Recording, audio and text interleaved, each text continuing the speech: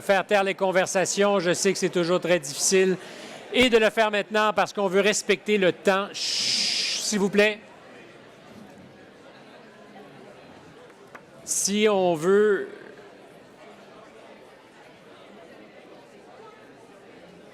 Je demanderais, s'il vous plaît, à tous mes amis dans le fond de la classe... I would ask all of my friends at the back of the classroom to come back to their desks, please. If you want to have time for the hour and a half for lunch, the hour and a half planned for lunch so that you can share together. Shh, please. Once again, for me, doesn't affect me, but for our guests, I would like us to be silent. We have a panel that we remain in the spirit of what was discussed this morning. First of all, with my first panelist that I'll introduce to you in a minute, I would be curious about having reactions to what we heard this morning. I'm sure there are interesting things that were said. And to set the table and to allow you, for those of you who are more dissipated, to go back to your table, we will listen to a short introductory video. Quebec City, inclusive city. An inclusive city is a city that is able to welcome in different neighborhoods, different income households. And to do so is to be able to put into place accessibility mechanisms to land ownership, that we will have not only people who are have a higher income to have access to property, but also have strategies to have social housing as well in the different neighborhoods. For me, an inclusive city is a city that is mixed, so mixed city, a function of functions and forms as well, especially mixed city of the types of housing that will allow all kinds of households to live in the same neighborhood, whether that be families, students, seniors, or people who have more specific needs. So through this typology, we will have a varied housing, and we will have a very inclusive city in that way. Quebec City, for Quebec City to be inclusive, will not just leave to haphazard development in their neighborhoods. They will have tools necessary for inclusiveness. The dimension of an inclusive city is very interesting and important for us for health. We represent many people who are vulnerable, whether because of their situation, mental, physical. For me, an inclusive city is where the social mixity will be encouraged, to allow different people coming from different environments to live together, but not only live in the same building, but also have interactions. So the question of social mixity is how we will provide to facilitate that in those neighborhoods, how we will facilitate people meeting together and support the different people who live in this environment. To be inclusive and maintain a mix of households, we must encourage collaboration of industry and partners, and involve other people in meeting these objectives. Low-income families, and an inclusive city is a city that will encourage social mixity in the housing developments. It's to have a policy for inclusion that will meet the needs of its population, a bit like in Laval, Gatineau, and other cities that have done that. For me, an inclusive city for housing is a city that can welcome in each of its neighborhoods populations that are a bit more vulnerable, and that might have different needs with regards to housing. It's a city where in each neighborhood we also have a social diversity. And with no further ado, I would introduce our four guests. Benoit Côté is Executive Director of BESH. I don't know if I pronounced it correctly. It's the Program for Clinical and Housing Needs. Dr. Hippolyte, who is in preventive medicine for public health. The CIUS of the capitale, of the national capital, CIUS. Claude Foster, both? Do you say Foster or Foster? Foster Foster, Executive Director of the OMHQ. It's the national office, national housing office here in Quebec City, Quebec, and Mr. Jean Morancy, CEO of the IXIM Development Society. So, Mr. Foster and Morancy, thank you for being with us. Your reaction, because what interests you is directly related to what we heard this morning. Do you have a first reaction to these conference presentations? Go ahead. Look, I really love Bernard Blanc already, so that's it. That's it. So it's the wine, right? It's the wine, absolutely. And then we start to work. But starting from when we have examples of people who did things out of the box, they came out of the box and were able to think things through differently, and they did this with the inhabitants. This is very stimulating. We tried to do this in Quebec City for many projects, and it does work. So a few examples. When we worked on a project in Saint-Roch, the Canapé, we have a diversity in this same building on the ground floor. We have the multi-ethnic center is there. We have rooms to welcome immigrants, and then we have transition housing. We have the YWCA, and then we have affordable housing, and then subsidized housing. So in the same building, we have all this. What's even more interesting is that welcoming the new arrivals is much more stimulating than what we had before, where we welcomed these new arrivals. They went to the hotel. There were different sites. On this specific question, do you have, from your experience, can you document these? Because this is an accelerator for welcoming new arrivals. Can this be part of a new ecosystem? Absolutely. We went even further with the multi-ethnic center. We have somebody who shares those costs with the city, the Office Municipal d'Habitation de Québec, where when they come into housing, whether social housing or other, they don't have all of the acquisitions required. So this resource continues the work right next door to the multi-ethnic center. It's great for this welcoming of new arrivals, but we see how people are taken charge of, how they will work afterwards. They will become they will feel like they are full citizens. This is a very concrete example. I would intervene here to make sure that people feel that they are fiduciary of their housing unit, even if they are subsidized, even if they are funded, especially when you go quickly through some of the housing units. How do you make sure they feel responsible? We have a project right now with we're talking about boarding rooms, if you will. Our committee for room rentals, we worked with a team to make sure we understand the dynamics. If you have somebody who is a roomer, and we can talk to him, what are the tension areas when I rent a room?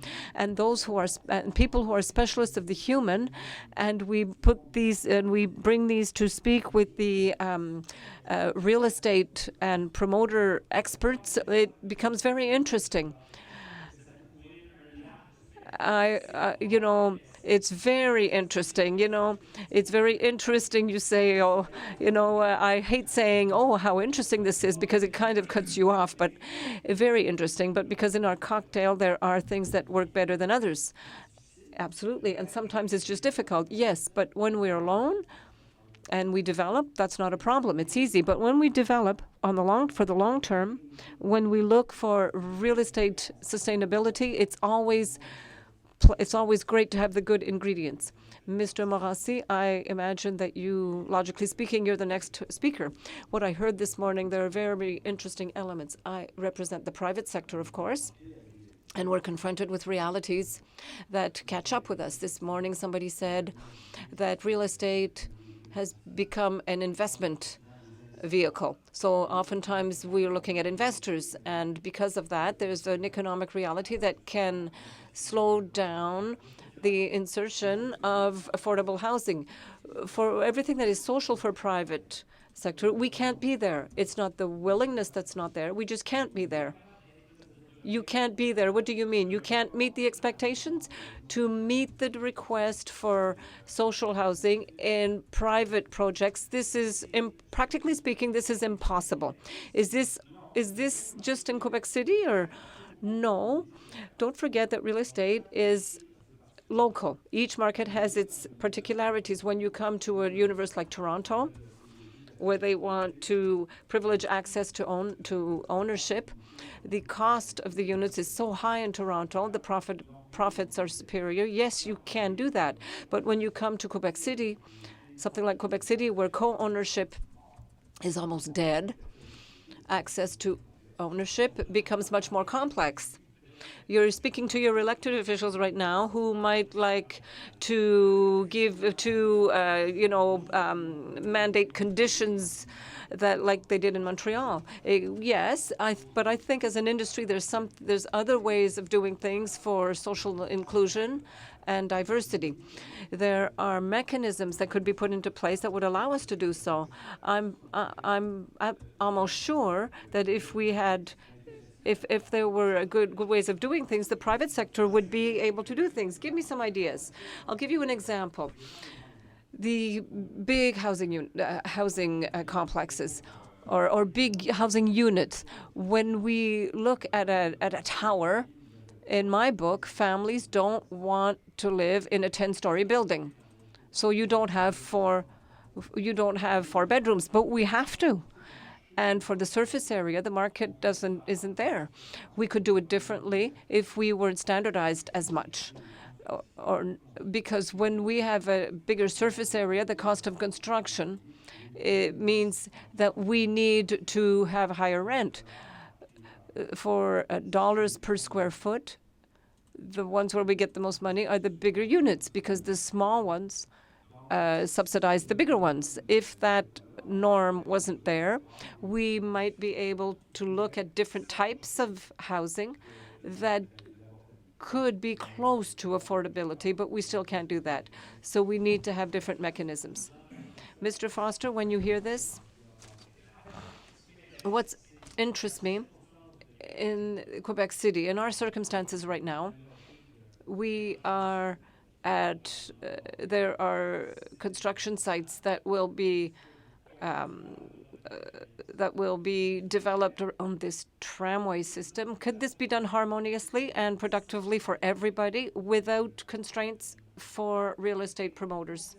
Personally, if I'm not desired, I think it will be difficult. For me, that's the first step. What do you see? Me, social housing. If you impose social housing, if you don't impose it, do you think it will be done naturally? I will contradict this right away. It was responsible for a file that was very important, the éco-quartier of the Cité Verte, the Green City. We did have social inclusion there, and the biggest problem I had there was to clarify the situation. The government was saying, does it make sense to pay that much per unit for the Cité Verte and social inclusion? So the inclusion of social housing in this project, exactly. The problem I had was that I had to explain to them that the cost wasn't per unit, but for the whole lot that was sold to me. So it's the cost of the actual land. It was fun working on this because for real estate operators, we manage living environments, buildings, and we were able, within this file, to work in a collegial fashion. We felt desired, and over and above that, the cost for social diversity, we came up with a product that is wonderful because we are able to measure right now for a nonprofit such as we are. One is in wood, massive wood building. We're monitoring this whole building thanks to the willingness of this man here. But if we can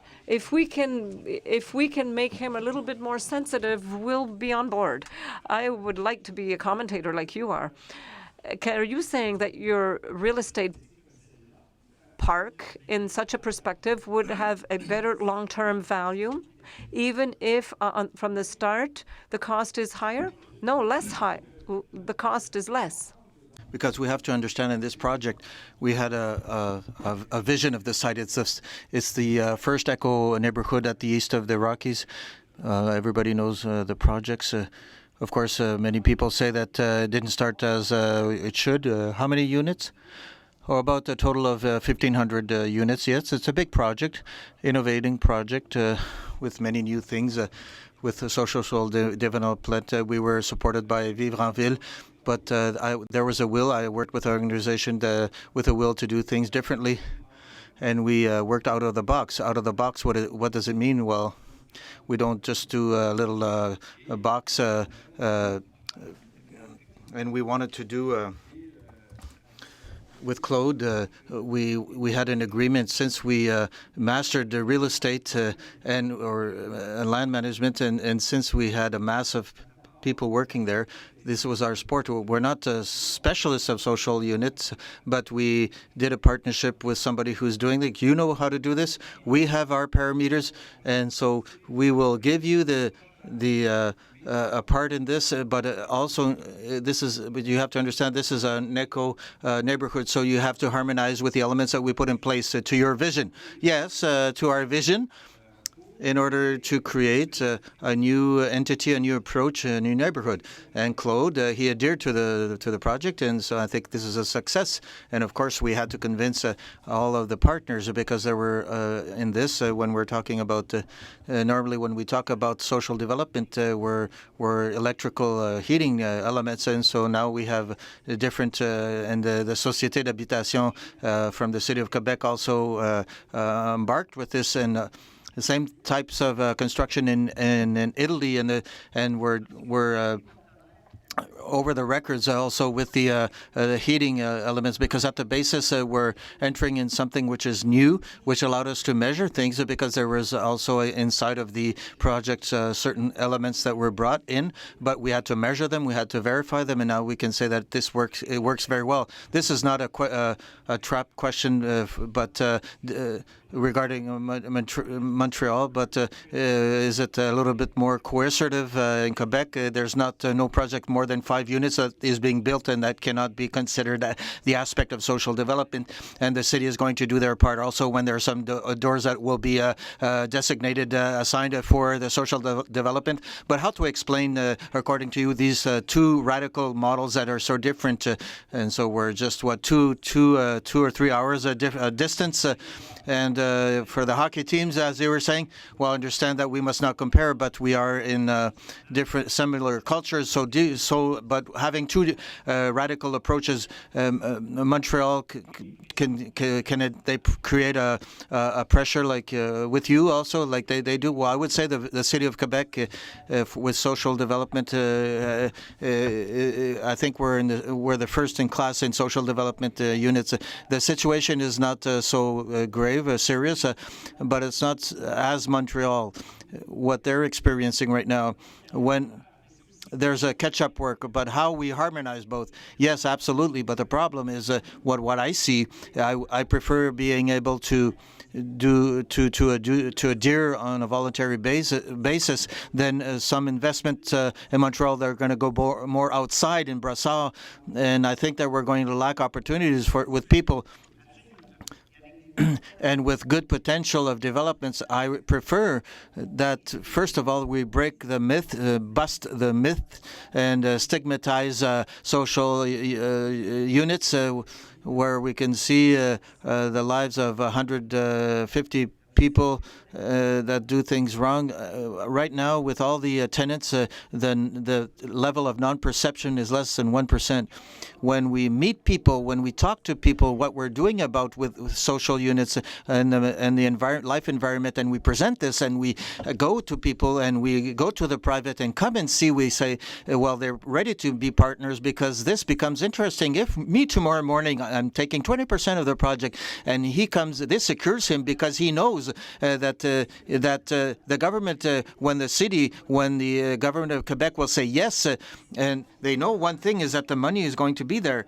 I'm not a fly-by-night, so this secures a part of the financing. And another way, all the interveners at the community level, and they can ensure the environment, the life environment. One of the things that might be interesting to you, and maybe I'm maybe a profane person and I'm not too up to date with what's happening in urbanism, but Mr. Greenberg's presentation this morning, we have the idea that we reverse the steam, so that we started from the social units and that revitalized, and that this attracted the whole neighborhood to bring private investment. And so people who have the choice to make choices in their lives, they desire to do this with you. But that's I don't think people that are which are social or not, these type of but we can see that there's money that there is there. Where the city, the money follows investors, but let us not forget that in the context of Quebec City, what's coming with the tramway, these will be requalifications for the territory. Yes, a lot of islands that are available, they're not available right now. We'll have to find other ways of doing things. Yesterday in the presentation, were you with us? Yes. Well, I don't know, but I didn't recognize you in the room. But I was looking at the stats, and a lot of underused islands and lots and not used. I think there's a lot of room where maybe, or am I a moron? And well, there is space, but we have to understand that these islands are in sectors where I would say a little bit peripheral or non-desirable. No, not desirable, but different. And I think that actually right now where the tramway is going to circulate, there's going to be a requalification work to be done, and it will not be big islands. There's islands that are creatable, but by assembling, and so we'll need a will to do something different. Because yes, we can insert, but when we talk about insertion, we're not. How do we keep our young people, for example, in the downtown? We know young people are living in the city. They want to live in the city. We don't have products to offer them. And so when people from 25, 35 years old, or they have children, well, sometimes they will accept the fact that the first one, okay, we can live in our apartment, but the second child arrives, and so now it's and here we need towers, and not towers, no, because the young family that will not want to go in a housing unit at a 12th level.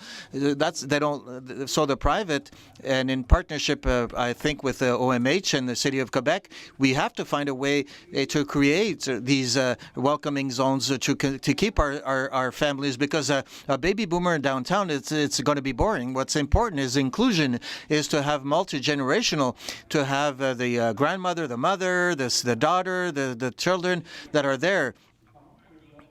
Maybe a guy too. Maybe a guy. Yeah, of course. We need a few guys there, but that's why I say that yes, we're going to focus on one element of social inclusion, but it's broader than that. This is not a okay. You want to say something, but go ahead. Go ahead.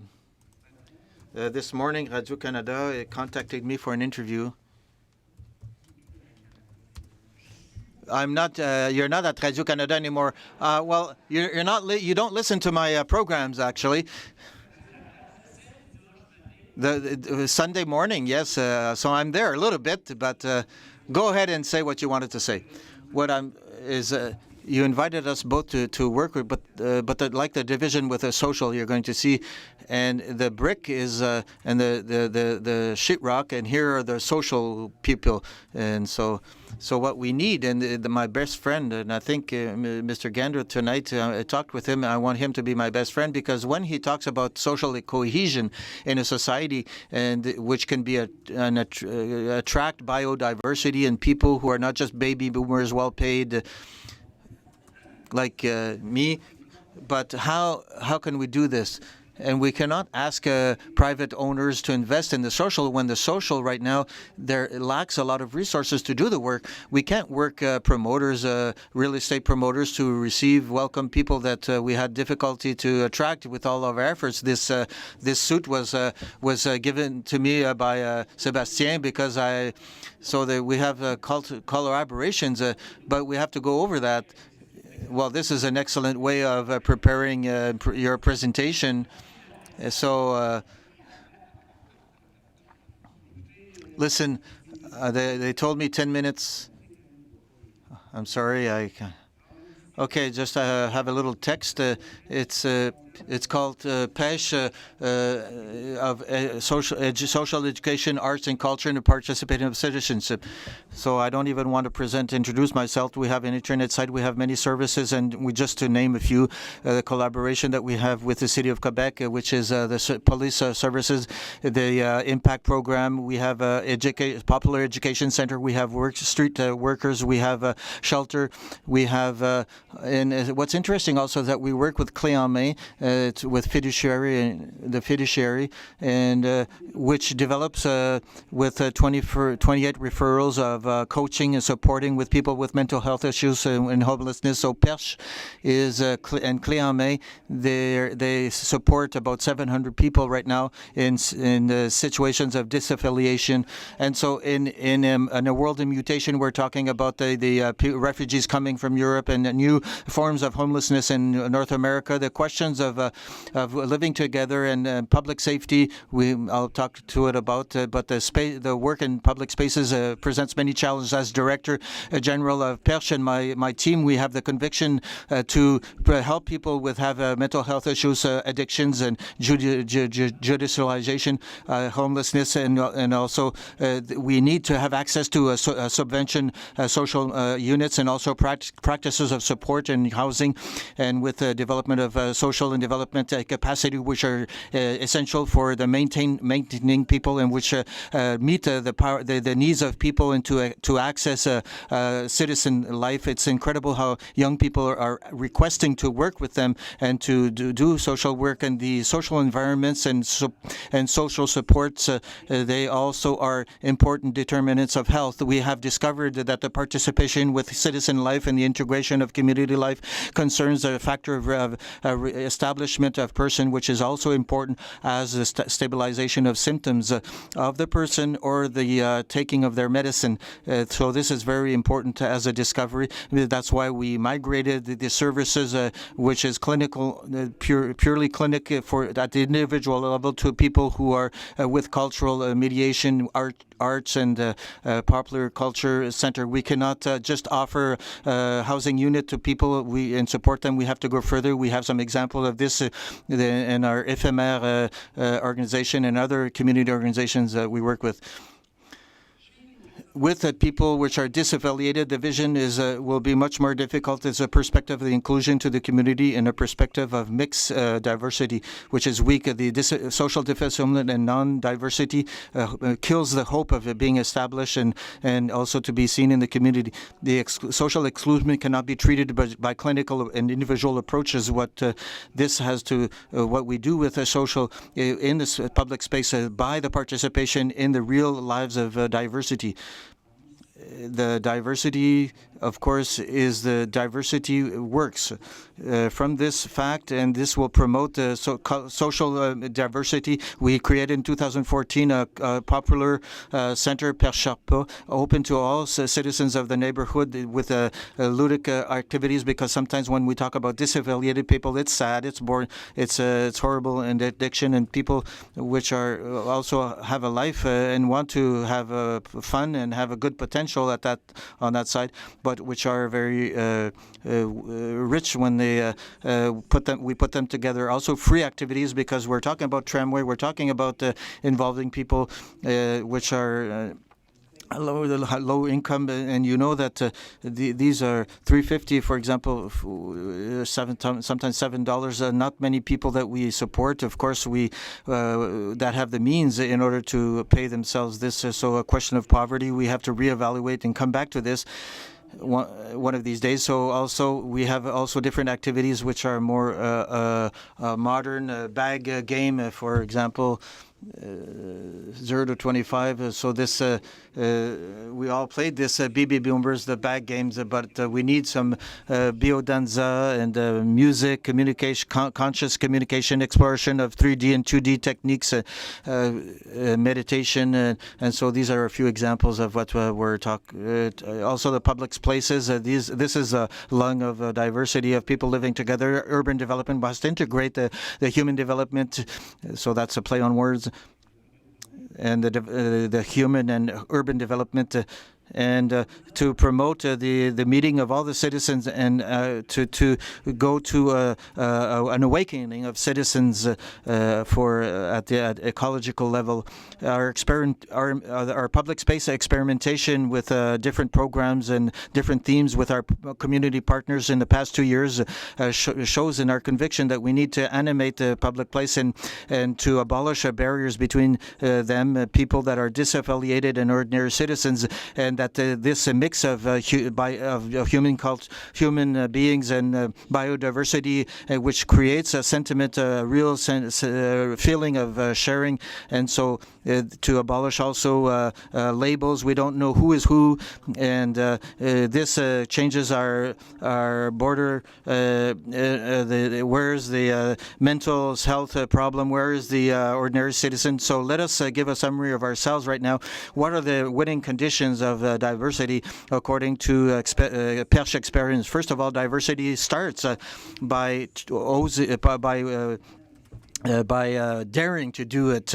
It's not so easy, and not concentrate ourselves in a place where with disaffiliated people. We have to invite artists, single family units, and accountants. We have to put in place support practices, and support people to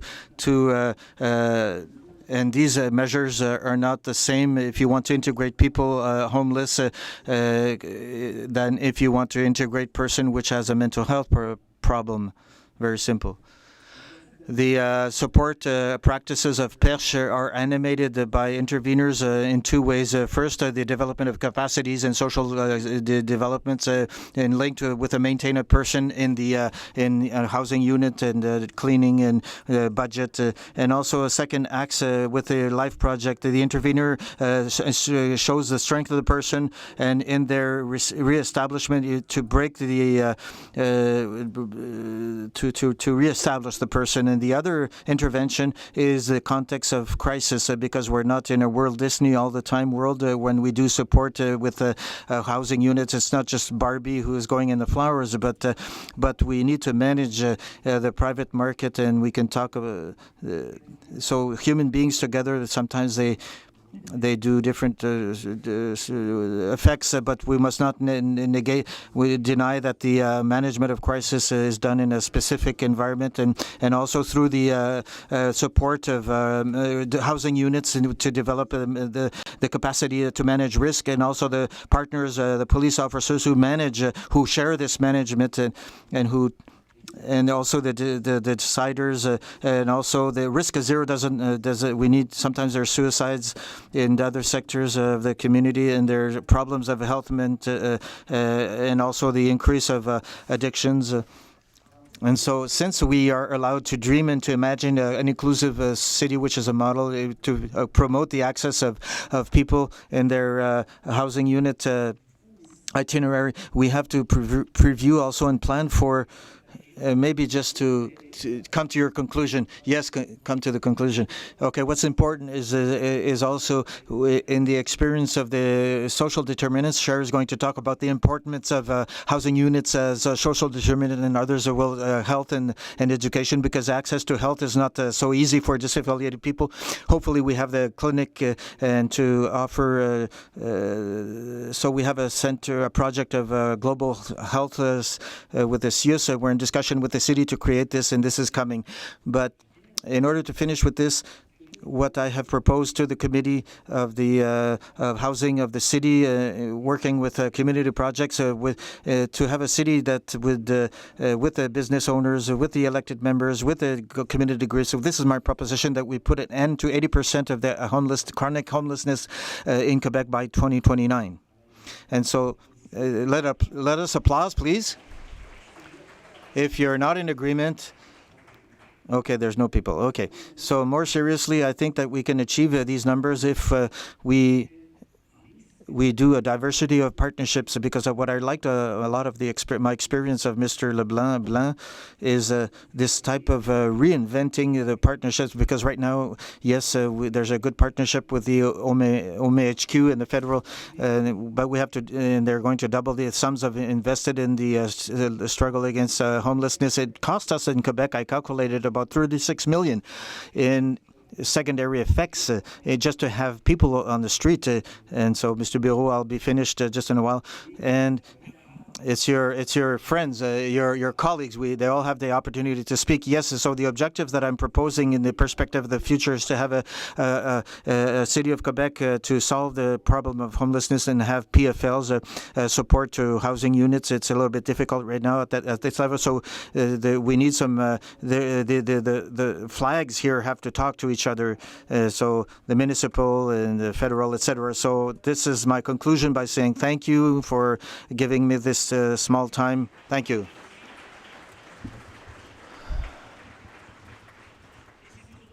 And in the name of equity, I would keep you, because everybody has to have the opportunity to speak and to have. I can see that you have quickly put a picture of Minister Duclos in your presentation. Very good, well played, and also the follow-up of things. Right now, we'll have the presentation a little bit like you just did it before everybody. And Shirley Rose Hippolyte, and she. Maybe you want to stay here, maybe to give your presentation. Okay. Yes, I have 5 minutes. I thought because we learned with your neighbor that he had to do 8 and we said 5, and he probably added it a 5. So it's a false 8 that we gave him.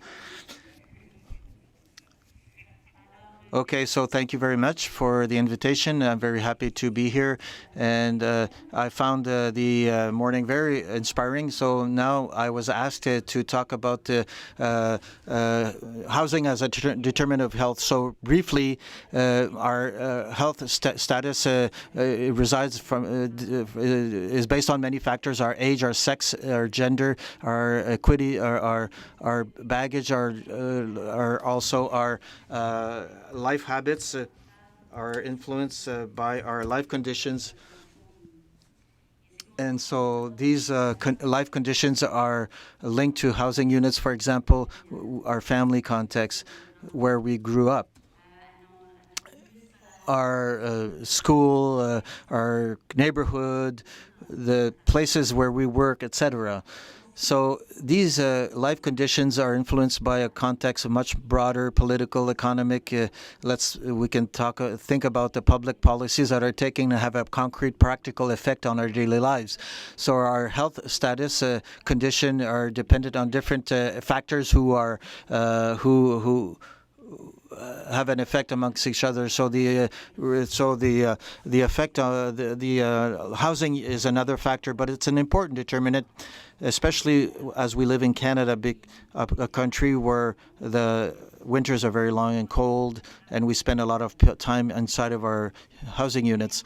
And so the problem links to housing is known, the health problems, and we need to be concerned about this, even though in Quebec City, even though this is one of the most favored on the economic level because of problems.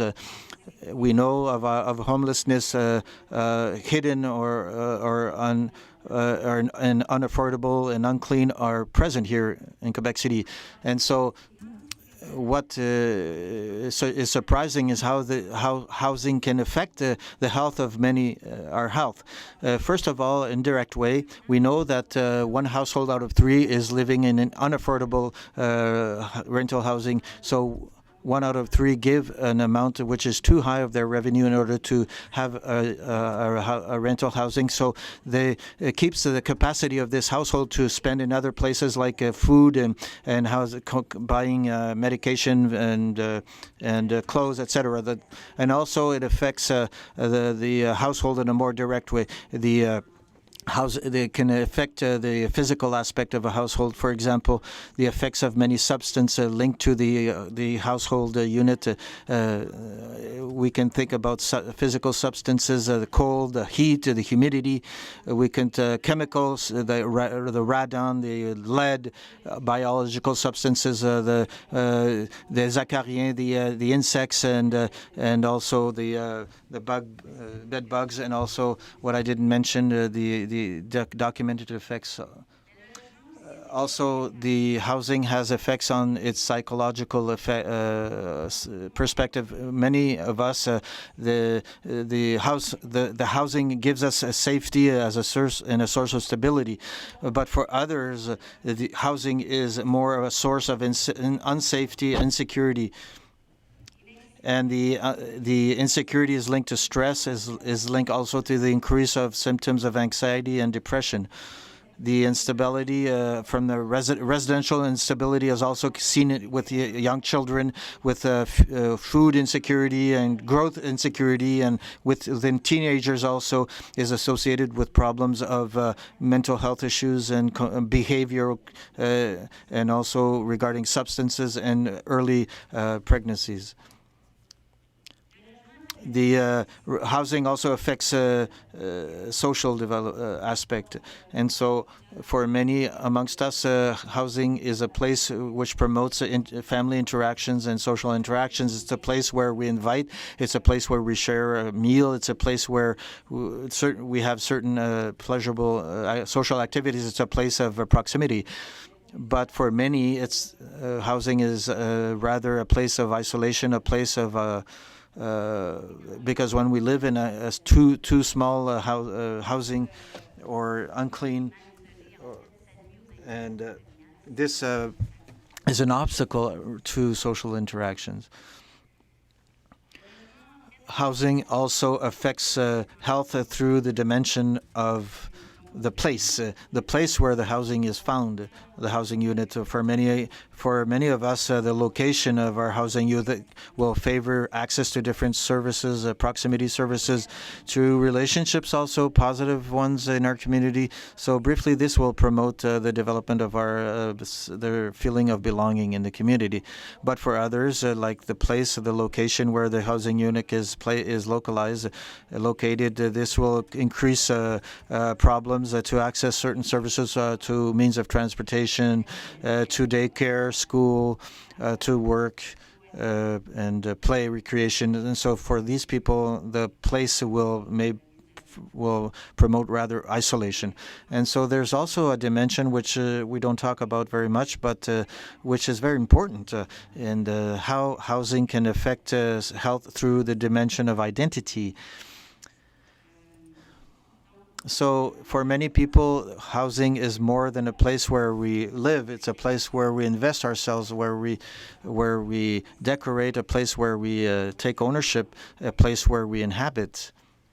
And so inhabiting is existing, and to have a place, sign on the street is a place to have a sign in the society. Take our place in the society is to locate ourselves in the society and to situate ourselves and be well seen regarding other people. And so in our modern societies, the housing has a symbolic value, which is important in our social position. And our housing is the reflect and reveals our social status. So we know very well we're not all at the same level at the residential scale, if we can say. So we occupy different positions according to our status of occupation as either ownership up to down to tenant of low-cost housing. And this is not just because the social status. This is not just ordinary. This is well documented. And so more than just physical, biological indicators, the way also that people will perceive their condition of housing and the way that they will perceive their gap of the condition of housing regarding others and the standard in the society, this will also have an important effect on their health. And so the representation, the significance of their housing and the feelings of control and of being proud are associated or not will have an effect on their mental health or their health. And so briefly, housing affects the health in different ways. too many ways in order to keep people from having an affordable and safe housing, especially in a favored place like ours in Quebec City. And so many people are talking about problems of housing like an individual problem, people who have issues with real estate. However, housing is recognized. It's not a privilege. It's recognized as a right. It's in the rights of living in safety and dignity. And this is in the charter, international charters of social culture and human rights, and the Canada signed also. And so the problem of housing is not an individual problem, but it's something which is under the responsibility of the society and all their players. Lorsqu'on prive les individus d'un droit à un logement sain et sécuritaire. So when we prevent people from having to safe and affordable housing, their health is affected. When certain housing owners or unit owners exclude categories of citizens in light of certain characteristics, whether single moms, immigrants, refugees, indigenous people, those that have mental health, those who have functional or physical intellectual limitations or challenges, we affect their health. And in all of these cases, we are violating the dignity of those persons. And not only do we violate their dignity, but ours as well, in fact, and that of all actors who are possibly in a position to change the situation. Thank you very much.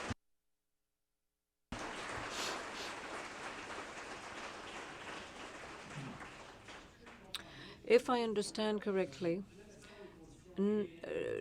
notwithstanding the actual conditions of housing, the perception of who we are at the what you call the bottom of the housing scale can have a negative impact on health. Knowing that we're in a group, we talked about the Bougon, which is a French television show for people on welfare, very stereotyped. So this does have affect. This does affect our mental and physical health. Yes, this is documented. This is actually documented, and our position on the social scale, but also on the housing scale, the way, especially the gap between what other people are experiencing, because, you know, we are okay in Canada if we compare to other countries, but we always compare ourselves to the neighbor, right? So that's it. It's our perception of that gap with regards to a norm. There's a norm, a standard for a place of residence, and that has an effect on health. So in light of what you said, is that the equation is complex. There is what the legislator can do, what the legislator can't do, what the promoters would like to do, what they don't want to do, and the actual environment where these things take place. It's cohabitation that is happy and pacific, and everybody's happy. But for the we build walls and we hide. How do we bring all this together to live harmoniously? I would say it's more complicated than that. That was the conclusion yesterday. So things are more complicated than that. But what do we do to ensure that this positive cohabitation can take place, especially when right there in front of us there is the possibility right in front of us where we can change the urban landscape? You have the means that the actions taken now will directly impact the city on the long term. Or we stop here with the silence, total silence. I'll go first. What's being done right now with 3 days for a forum here? This is very important. What the city is doing, listening to people, we have the possibility of expressing ourselves. We have workshops in the afternoon. This is an excellent work to move towards something better. In my mind, 2,000 meetings in Bordeaux, 2,000.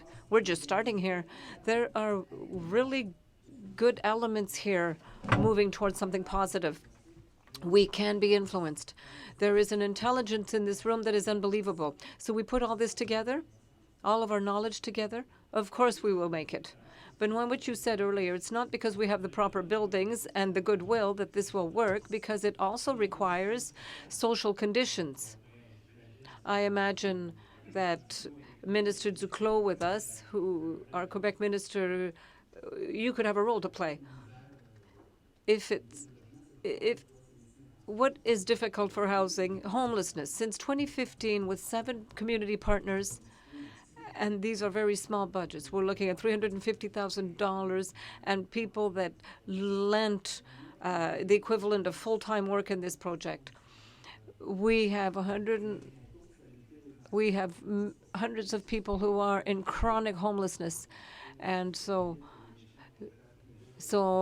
we want to get rid of this myth where private owners don't want to help the poor people. That's not true. So 98% of the people stabilized their situation. Yes, we have an organization that says housing first and foremost, logement d'abord. For diversity, we experience that as well. We realize that housing isn't enough. And there I come to what Mr. Greenberg said. The social aspect is more complicated than that. For their health, they need to have activities, free activities. They don't have any money for activities. So you have to have free activities. They have to have access to health services. They don't go into the super clinics, and it's not true that health services are there for everybody. If we're talking business, if you put $1 million worth of support in organizations for people who work with those people, and you have the means necessary, and you get 545 chronic homeless people in Quebec City. If you put a small $1 million to support not only that reality, but so prevent rather than prevention is the best cure. Let's reinvent something. We need to reinvent. That's what you said. We reinvent this. Voices might break. We might be, bickering sometimes, but at least we'll move forward. Mr. Morancy, I wanted to speak as well because the private is interested in participating in insertion. The willingness is there. We need to find the mechanisms and the partnerships that would allow us to do so. Does the private sector, and maybe asking the question is to answer it. I don't want to be ironic either. Is it possible sometimes that you say, yes, this is possible as a social actor, that I won't lose money on this, but I won't make money on it either, because as a promoter, for my responsibility, I will do that. And if I don't make a huge lot of money with this, I might not make any money out of this at all. But in exchange, I can make a bit more money. Yes and no. There's a tough reality here. All of these answers are right. For example, the Cité Verte, we did that because the land that we made available, we could have done something else a lot more profitable there. It was a decision that was made to bring this aspect to the Cité Verte. So concretely, we made less money. Yes, we made less money. But on the other hand, don't forget the reality. I think Mr. Freeman said it, or Mr. Greenberg. The real estate market right now is an investment vehicle. So if you don't make money, investors will go elsewhere. And if they go elsewhere, you don't make projects. You don't do projects. So we need to find methods. We need to come out of the normalized or standardized context where a whole bunch of elements are required that put pressure on the development we are doing, and that make costs rise. You would be surprised to see all the requirements that need to be met. This raises the costs, obviously. I am sure that the private investors are favorable to insertion. I'm not talking only about social insertion. I'm talking about generational. We need to be very open. That's how neighborhoods become dynamic, and that the businesses thrive, and it's a plus value, obviously, and it increases taxes paid to the municipality. It would be a virtuous circle. Shelley Rose, before Mr. Foster concludes, because he will present a project, would you like to add something? No, but I retain from inspiring examples this morning that, first of all, you need a firm willingness. That's clear. And secondly, the processes is important. Of all the actors are involved, you put a lot of emphasis on citizen participation for decisions that concern them directly. And finally, the idea, of course, I heard there were 2,000 meetings. That's a lot. But this process is also a guarantee for the results. This process, we're working with diversity.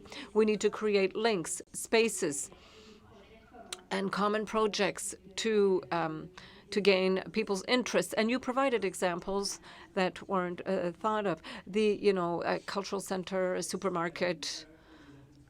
Let's not applaud right away, because Mr. Foster, for the presentation of a project that is in an incubator right now, not quite fertilized, incubator. It's in an incubator phase right now. It's based on a project that was created, the Desroses habitation or housing. We have in the same building 54 homes, and I think he said the bottom part of it belongs to the city of Quebec. We have people who live within this building, and the success here is that people are occupied. They can get services for recreational activities on the ground floor, and people become active when they live here. The living environment, and many people do this here, and starting from the time where people ask the question, why is it that my client is happier? It's because he's in an environment that is in compliance. There's a space for services, and everybody knows that that person he's in a social diversity environment. There's affordable housing and social housing. All of these ingredients make for an inclusiveness of people in society. We asked at the municipal level, can we do something for the new arrivals, for the new workers? We know everybody everywhere in Quebec City right now is looking for labor, and Mr. Loyer, who is with Québec International, said, okay, if we have a project, would it be interesting to have a project for the new arrival? The new arrival doesn't have a credit history, doesn't know how things work, and starting from when we create a living environment, a bit like what was done at Desroses, we will be able to integrate him in a project of diversity where occupants are subsidized. We're looking at affordable housing, and on the other hand, we'll have the immigrant who comes here to work, who will be backed by an employer. But with all the organizations with which we work, we can integrate them well, not just tell them, come and work, and then we'll see. And we see this. We have people who right now work in our organization that are fully integrated because somewhere we took charge and we made sure to help them. We invited them to certain activities that normally they wouldn't come to because it makes the city attractive. Yes, these people are attracted to coming here, even if we can't create sponsorships with workers who are Serbs or from Croatia and could welcome some people, and there would be a facility in communication, and they will be able to help them integrate. And with the children, there's a work that will be done too, right from the start, because the worker will work, the children will be taken charge of by organizations that are specialized. We are in the orientation where we want to find all of the strengths within a neighborhood so that we can work with a neighbor, with a citizen, not a client. This is a transformation because right now we're working with these people with our skills so that the citizen can feel even better. as he integrates here. We have many actors here. We can't name them all. But when we meet a specialist who works with humans, works with a citizen, and we have an environment that is in compliance. I'm not totally in agreement with what you said earlier. These ingredients will help people have a place in society because too often we'll stigmatize them. One of the great successes we have right now in social housing is that, first of all, when we say there's a fire somewhere in the headlines in the newspapers, they don't say, oh, in a low rental housing unit there was a fire. So there is less segregation in the types of buildings. These are citizens. They do wonderful things. And when we do things with them, we have tenants on our board of directors. That's wonderful. They might not have the proper terms sometimes when they speak, but we have within their communications, we have the reality out there on the field. And when they say something, I can tell you 9.5 times out of 10, especially ladies back there, because sometimes they don't get the 0.5, it's always something that allows us to get better. And this is interesting because within a community, there's a wealth. Not one community is the same. And the example that we talk about for immigrants, we're working on another project where, with an organization, Laura Les Merveilles, for handicapped children, where children have the possibility now with medicine to go much further. They're very well accompanied and supported, but the only chance they have right now is to have a place in a long-term care facility. Is this normal when you're 20, 21, 22 years old? Can we have a residential pathway for these young people where there's a context for all of the Quebec actors that come together to work with these people who are passionate with a capital P? Okay, these people are citizens, and the parents that are with them will not hope that the child dies before they do, because nobody will be able to take care of them afterwards. And I come back to what Benoit was saying. Economically, there will be gains. In brief, I think we have many possibilities in Quebec City, because it's easy for people to link up together in our city. We're not a state in a state, and we are actors that are really interesting. You saw some of these here, and there are other examples right in the room here. There are a whole bunch of people here who are passionate about working with people, working with citizens, and that makes for an interesting city. I don't know if you went out last night, but when you go out at night, I didn't say anything. Did you go out at night? I don't know what your eye did, but there was like a wink there. Did you go out last night? But when you went to your hotel, what's wonderful, we feel safe. The police officers work together. Everybody works so that this city be comfortable and pleasant. I confirm that it is. This is my general impression. Nobody made a face at me. I got to my hotel safe and sound last night. Thank you, all of you. We can applaud.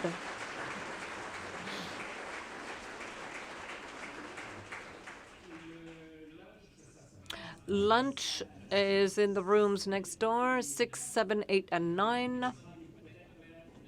We'll be back at 1:25 for workshops. Have a good meal.